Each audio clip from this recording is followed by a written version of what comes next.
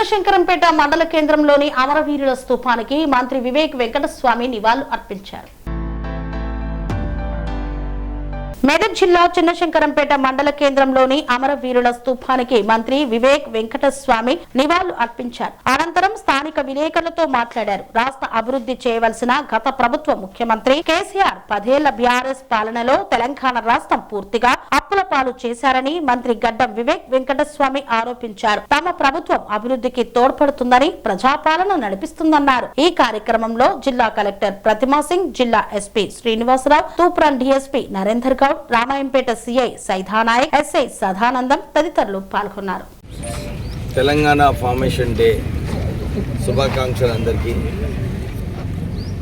10 సంవత్సరాలు తెలంగాణ గురించి కొట్లాడి తెలంగాణ సాధించుకోవాలని చెప్పి తెలంగాణ ప్రజల ఆకాంక్ష ఏదైతే ఉండేనో అది ప్రజల ఉద్యమం వలన తెలంగాణ రావడం జరిగింది.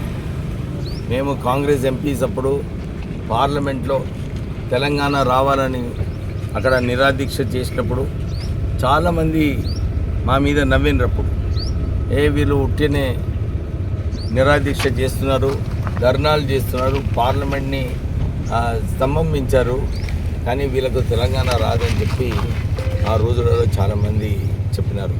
కానీ కాంగ్రెస్ ఎంపీస్ ఆ రోజులలో నిరంతరం ఉద్యమంలో పాల్గొని నిరంతరం పార్లమెంట్లో అందరు పొలిటికల్ పార్టీస్ దగ్గర వాళ్ళకి నచ్చజెప్పి మీరందరూ కూడా సపోర్ట్ చేయాలి. ఎందుకంటే అప్పుడు ఆ రోజులలో యూపీఏ ప్రభుత్వంలో ఎక్కువ మెజారిటీ లేకుండే, సోనియా గాంధీ గారికి ఇవ్వాలని ఉండే, కానీ మెజారిటీస్ సరిగ్గా లేనందువలన కష్టమైంది. అప్పుడు అందరు పొలిటికల్ పార్టీస్ని ఒక తాటిపై తీసుకొచ్చి అందరు కూడా పార్లమెంట్లో 272 ఓట్స్ వేసినప్పుడే తెలంగాణ వస్తుందని చెప్పి ఆ రోజులలో కూడా కష్టం ఉన్నప్పుడు ఒక మంచి ఐడియా వచ్చింది జైపాల్ రెడ్డి గారికి. ఆ రోజులలో ఇది వాయిస్ ఓట్లో పాస్ చేద్దామంటే అందరు కూడా ఒప్పుకోవడం జరిగింది. మీరా కుమారి గారు అది ఒప్పుకొని వాయిస్ ఓట్తోని తెలంగాణ ఫార్మేషన్ కావడం జరిగింది. ఈరోజు బీజేపీ వాళ్ళు చాలామంది చెప్తుంటారు, మొన్న సూర్య వారి ఎంపీ కూడా తలుపులు మూసేసి తెలంగాణ తెచ్చుకున్నారండి. తలుపులు ఎప్పుడు కూడా ఓటింగ్ ఉన్నప్పుడు మూసే ఉంటుంది, కానీ అప్పుడు ఆ రోజులలో కూడా అందరు పొలిటికల్ పార్టీసు తెలంగాణ రావాలని చెప్పి వారు సపోర్ట్ చేయడం జరిగింది. నాకు మంచిగా గుర్తుంది, ఆ రోజులలో ఎవరైతే తెలంగాణ గురించి త్యాగం చేసుకున్నారో మేము అప్పుడు ఆ రోజు సుమారు 300 మందికి ₹1,00,000 కూడా వారికి అప్పుడు ఇవ్వడం జరిగింది. సో ఈ స్ట్రగుల్ ఏదైతే ఉందో తెలంగాణ రావాలని డాక్టర్ బిఆర్ అంబేద్కర్ గారు కాన్స్టిట్యూషన్లో పెట్టినారు. వారు ఆ ముందు ఆలోచనతోని ఈ ప్రొవిజన్ ఏదైతే ఉందో చిన్న రాష్ట్రాలు కూడా కావడం పార్లమెంట్లో బిల్ పెట్టవచ్చు అని చెప్పి ఆ ప్రొవిజన్ వల్లనే ఈరోజు మనకు తెలంగాణ రావడం జరిగింది.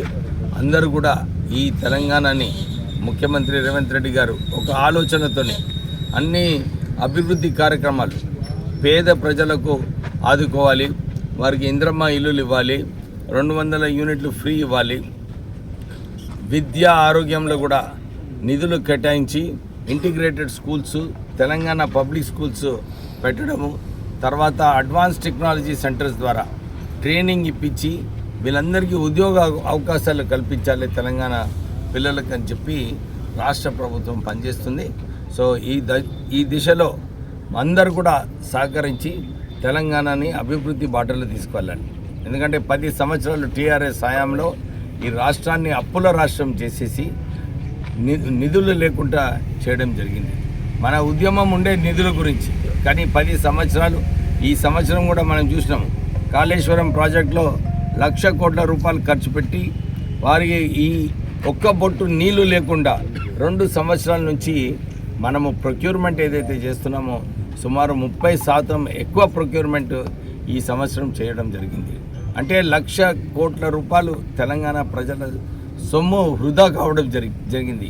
కేవలము టీఆర్ఎస్ నాయకులు కేసీఆర్ కమిషన్ల కోసము ఈ కాళేశ్వరం ప్రాజెక్ట్ కట్టి రాష్ట్రాన్ని నాశనం చేయడం జరిగింది. సో ప్రజలకు మళ్ళొకసారి ఈ రాష్ట్రాన్ని ముందుకు తీసుకువెళ్ళే అవసరం ఉంది. అభివృద్ధి బాటలో అందరూ కూడా సహకరించాలని చెప్పి కోరుతూ ముగిస్తున్నాను.